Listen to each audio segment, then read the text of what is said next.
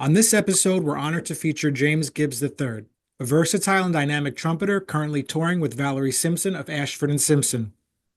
Born in Newark and raised in Irvington, New Jersey, James began his jazz journey at the New Brunswick Jazz Institute. His career took off after being discovered by the legendary Betty Carter, which led to performances at Brooklyn Academy of Music and the Kennedy Center as part of her esteemed Jazz Ahead program. From jazz and R&B to gospel, Latin, and beyond, James has mastered a diverse range of genres, sharing stages with icons like Wynton Marsalis and Roy Hargrove. So join us as we explore James's extraordinary musical journey, his inspirations, and his impact on the global music scene. So James, good to see you.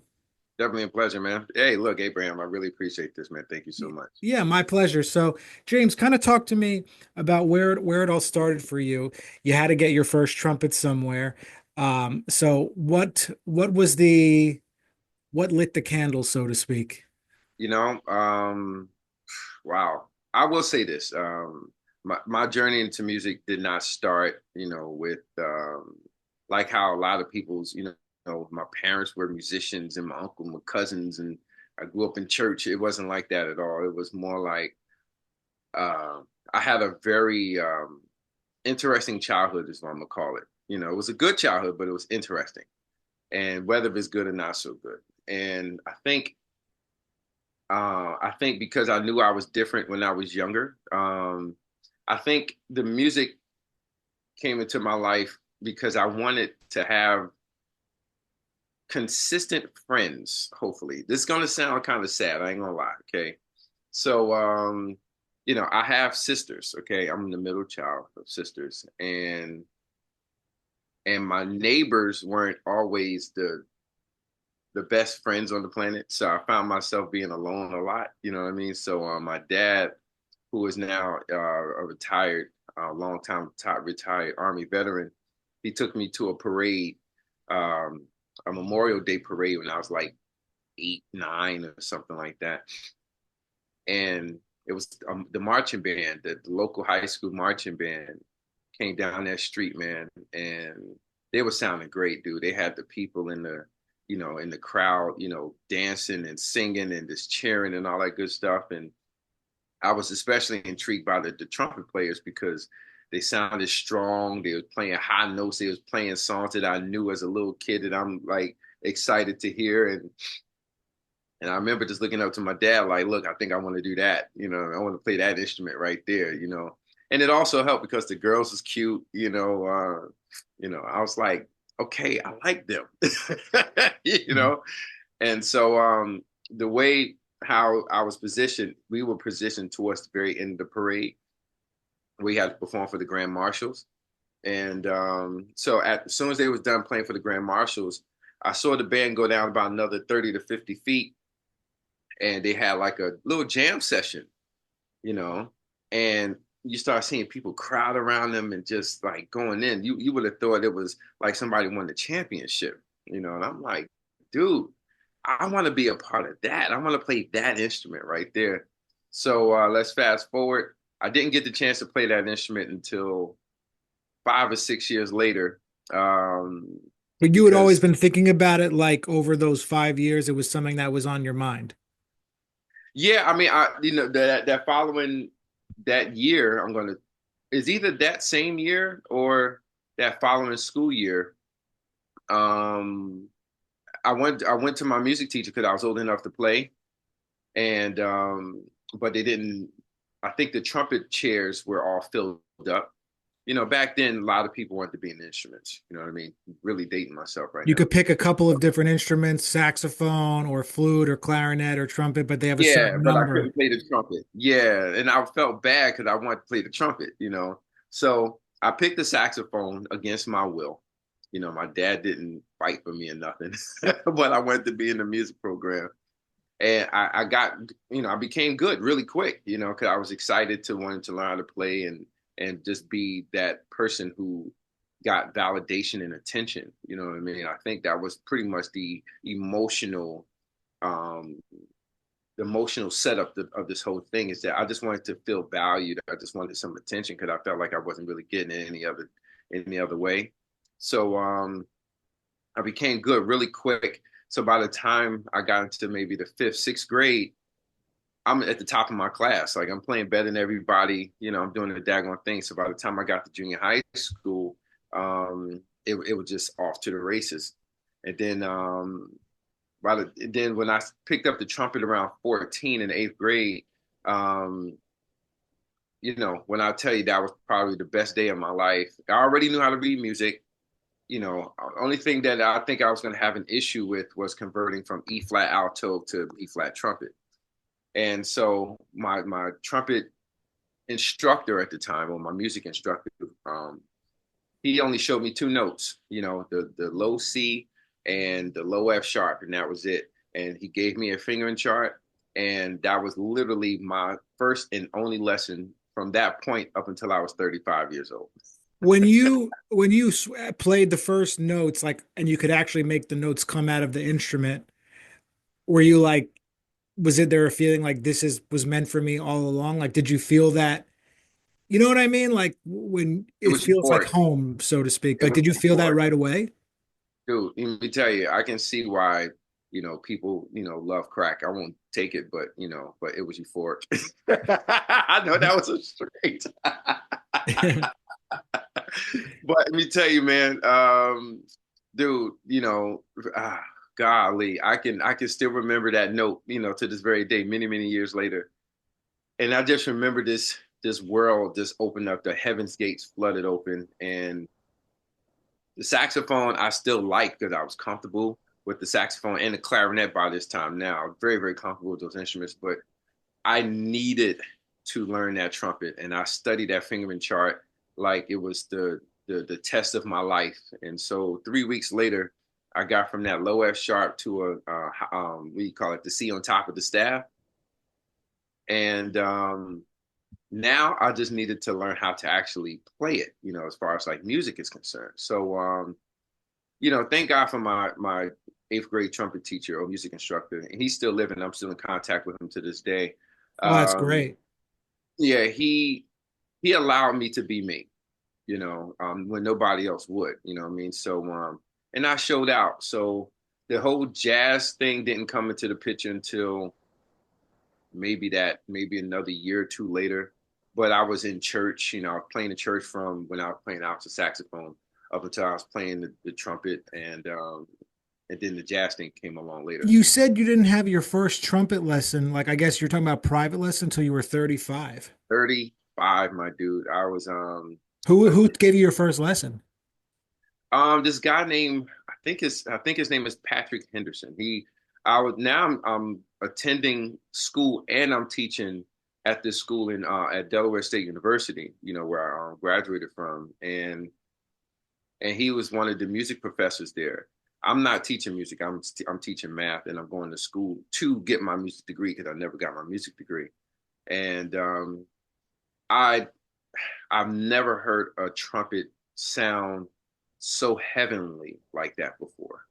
You know, like I've been around Wynton and Terrence Blanchard and Arturo Sandoval and so many of the other trumpet greats, but this sound was something different. And I had to follow that sound and know and see who the hell was playing it like that. And I knocked on this man's door. I introduced myself, and I swear, when he opened up the door, he looked like Ron Howard, formerly from what was that? The movie director. Yeah, from Happy Days? Yeah, from Happy Day. He looked just like him, red hair and all this other stuff. Yeah. And I started laughing. I thought that was kind of weird. And I said, "Look, man, who are you?" Like, and I introduced myself. I told him who I was and what I've done and blah blah blah. And I said, "Dude, I would love to play with you sometime." And he invited me back to his office. The next day or the next week or whatever, I can't remember. And when I heard him in front of my face, Abraham, dude, I'm sitting like, where you've been my entire life. So, and I asked him how much he charged for lessons, and it was a very high price. I ain't gonna lie, but you know what? I needed that for something, and he has really like realigned everything that I've ever learned about the trumpet. But he was literally like my first ever sit down, trumpet teacher. Yeah, and everyone has their story, and yours just happens to be one that was later in life, and that's the thing. Music is timeless, and learning an instrument is timeless. You don't have to be a certain age to start or anything like that. Granted, granted, we usually hear about the stories of people getting their first lessons when they were younger. Yours just happened to be a little different, that's all. Whole lot different, man. I mean, my thing is for that 21 years that I was playing from 14 to 35, man, I just played it. I mean, to this very day, years later, I mean, I still play it for the joy, that the dopamine hits that I'm constantly getting or I constantly feel every time I play. And yeah, I mean, of course, I couldn't afford like the best trumpets to play on the best trumpets to get the best reactions and in the best compressions and all this other crap. You know what I mean? So I always have to settle for the best bad trumpet that I can find. You know what I'm saying? Because it wasn't a lot of money around. You know what I mean? And No, even when I started, I get it. I mean, I'm a guitarist, so I grew up going to school and people had guitars that were, when I was in music college, yeah, $5,000, $10,000. The most I could ever afford was like maybe less than $1,000 or something. So I get it. yeah, I totally understand, my dude. Look, let me tell you. To this very day, I'm playing on good, trumpets now. They ain't the greatest, but they're pretty good, and I can handle them very well. Um, but even to this very day, man, like, trumpets are going, 10, 20, even $30,000, and I'm like, man, I hope this trumpet knows how to cook a meal. Like, this Yeah, is crazy. exactly. It's like buying yeah, it's like putting a down payment on a house. That's what I'm saying, man. So, I mean, I think I am going to flirt with the idea of getting one of these really expensive trumpets to see if it's going to almost play itself and just play all the ideas I have in my head without me really having to play it. Yeah. But but I'm flirting with the idea of going with the much higher brand trumpets to see if it actually, if it's live up to its hype. Yeah, I mean, I got a guitar that like maybe about a year ago that was made in 1985, and they just don't make instruments like this anymore. I mean, they do, some would say, but there's not the way they used to make them back in the 80s, and there's something about it. It just helps you get the sound, you kind of hear in your head a little bit. Really? So Okay. it's an investment, I think. Yeah. I mean, my thing is, man, my music career has been very God, dude, I'm gonna say it's a street with a lot of those ridges in it. When you drive down the street, I hate, you Yeah. know, much my music career. You go, then it's smooth, then, and but I think everyone feels that way though, or most I, do. well, you know what? I would say this. Is there a blame on that though? Because I would, now that we're having this conversation, if there was a blame, in my humble professional opinion, Abraham I'm about to cause some controversy. I think it's our fault, man, as musicians, because it's our fault, but it's not our fault because a lot of us were taught by the elders to take the music very, very seriously, and not, there was a saying. I don't know how old you are, but I'm 47. I'm 37. 37. Okay, so you just kind of came out of that time period, but I will say that back in that time, um, you was a little baby at this time. I will say that the most of the elders were always teaching us, and this probably happened when you was playing too, to pretty much if you were an entertainer, you couldn't play, and if you didn't entertain, you could play. You know what I mean? So if you stepping on that stage and you doing some Cap Calloway tap dance steps and playing your trumpet or the guitar, you were considered not being taken seriously as a musician. But if you went up there like Miles Davis, looking like you about to enter a boxing ring, you playing your instrument, that that's when musicians and people was taking you seriously. And I Yeah, well, think that there is a problem too. Like, I mean, people, when they go to hear music, they, even though you're listening, they hear with their eyes, if that makes sense. yeah, in today's times, yes, more than ever. You have to look a certain, but I think no, I think it's up to the musicians to dress appropriately, and and that part counts to how you present yourself. That's so important. Right, right. So I mean, because going back to our original point when we were talking about the ups and downs of being a musician and why things, my route was very, rigid, I'm going to call it. I'm going to say that because I believed the lies, I believed the hype. I went up there, to be serious and to be taken seriously and all that stuff, not knowing that one day when I go and sit in those seats to check out a band or an artist or whatever be the case, I realized, holy crap, I actually want to be entertained as well. And, I want to hear all the stuff, but I also don't want to look at a stage at a bunch of musicians looking like they're giving the first heart transplant. Like this is not how this is going to have to work here, Yeah, I think there's a happy medium between being entertained and also getting the level that you're talking about with a certain seriousness and intensity.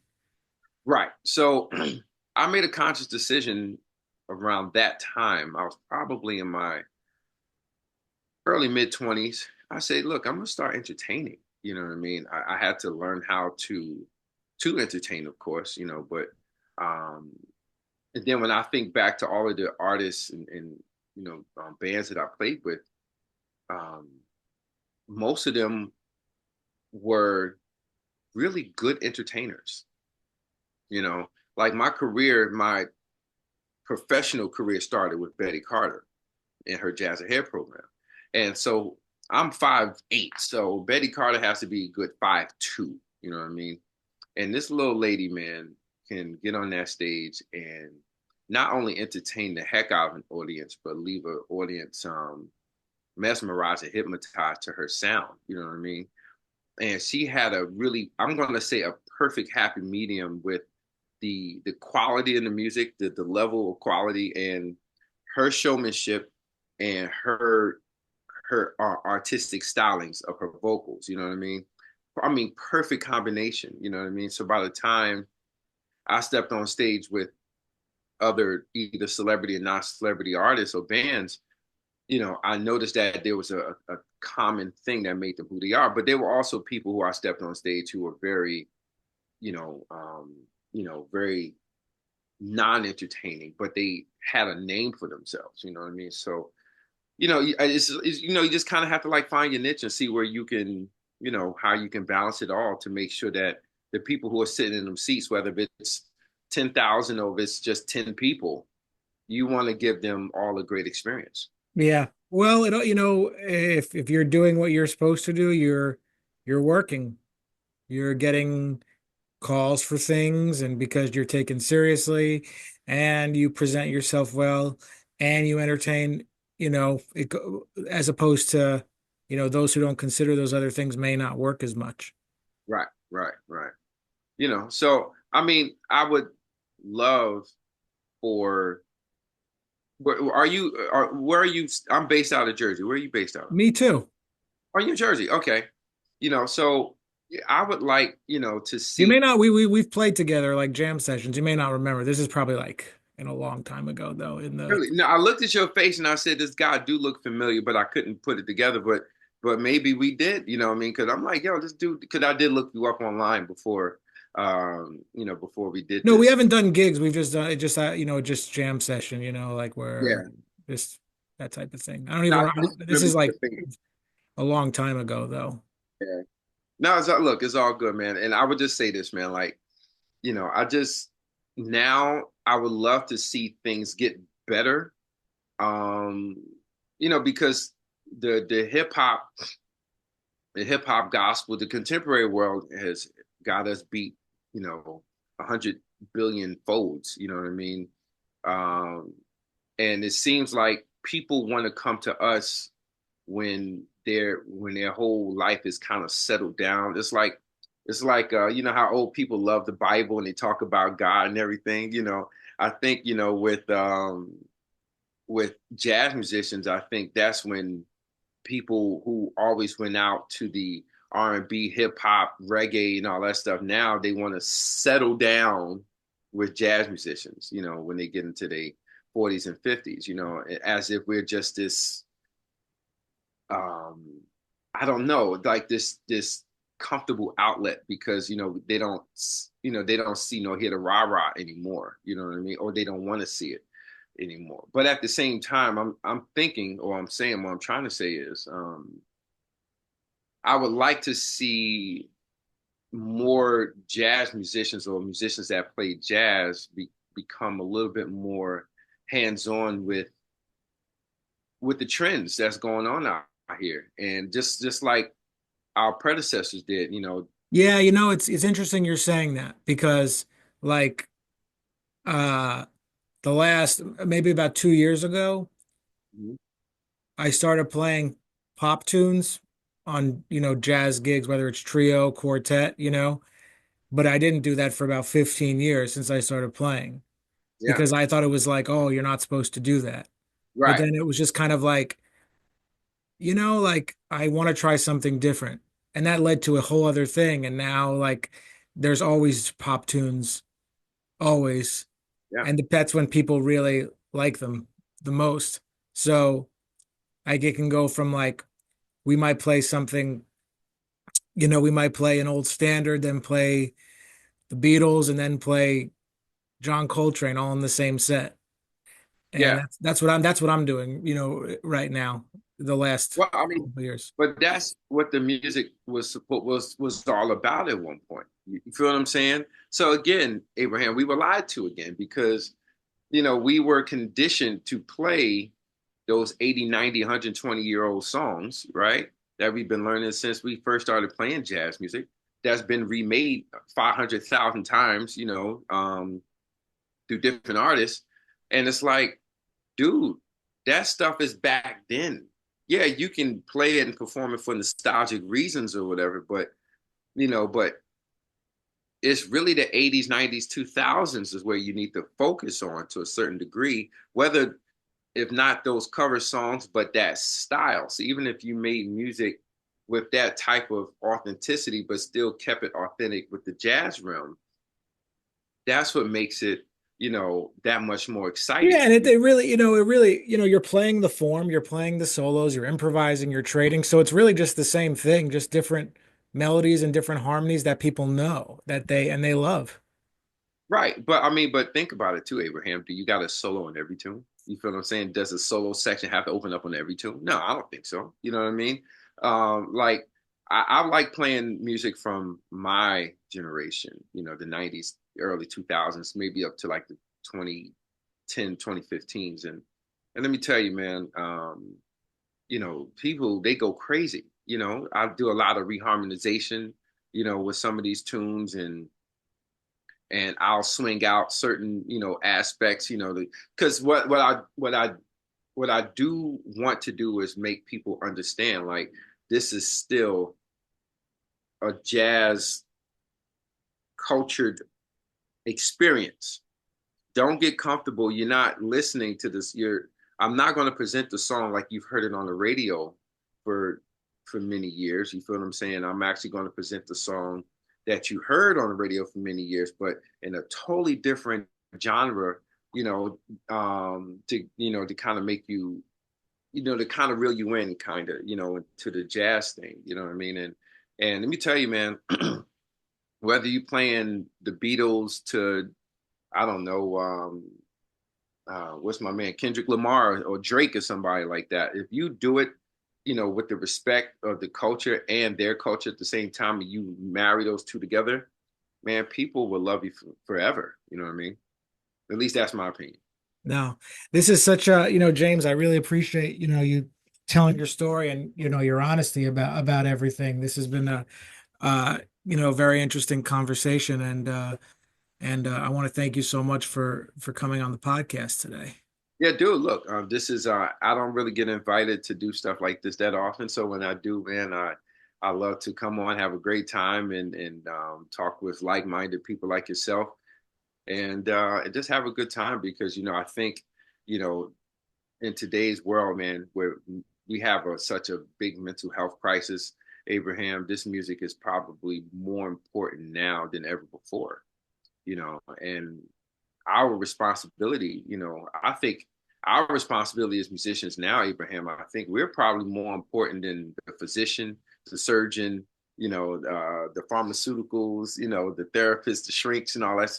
I think our role is a lot more important than all those people put together because if we can line them up spiritually, remember, they always say music heals, you know what I mean? And music controls and it centers you. And these people, they can operate in your heart and get you going, and they can give you pills to keep you sustained, and they can talk about your problems just to try to so you can get it out of your system. But the music, I think it will be like it's to me it's the perfect balance of human No, existence. art is vital, and more importantly, music is vital. That's just what it is. Yeah, yeah. You don't have to tell me, man. I know, I get it. Yeah. Yeah, but I think when I hear these type of podcasts from other artists, whether they're famous or not, I don't think they're really talking about that. You know what I mean? In Well, my that's opinion. why I have my son. It's called the Rabbit Hole Sessions. Yeah, and that's what I'm saying. I really appreciate you taking this time out and taking a chance on me, to come on to your show here and spread this message because this is really, really important, my dude. Like it's crazy. No, I appreciate it. Yeah.